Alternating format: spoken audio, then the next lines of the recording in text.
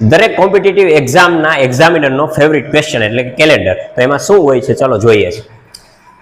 તો કે સામાન્ય વર્ષ હોય તો એમાં કેટલા દિવસો હોય છે એટલું યાદ રાખવાનું કે સામાન્ય વર્ષ હોય તો એમાં 365 દિવસ હોય અને લીપ વર્ષમાં કેટલા દિવસ હોય તો કે 366 દિવસ હોય. આટલું આપણે બધાને ખ્યાલ હશે.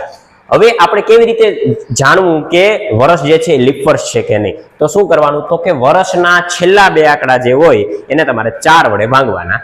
જો એ 4 વડે નિશેષ ભાગી શકાય તો તે જે વર્ષ છે એ લીપ વર્ષ છે, અન્યથા એ લીપ વર્ષ નથી. ચલો જોઈએ. અને પ્રશ્ન પૂછ્યો છે કે નીચેનામાંથી કયું લીપ વર્ષ નથી એમ પૂછ્યું છે. આ ખાસ ધ્યાન રાખવું, નથી. તો આને શું કરવાનું તો કે છેલ્લા 4 આંકડાને ભાંગ્યા 4 કરવાના. છેદ વડે 4 વડે કમ્પ્લીટ ભંગાય છે તો કે જોઈએ 4 × 9 = 36 આ ભંગાય છે એટલે આ લીપ વર્ષ છે. આને પણ ભંગાય, બરાબર.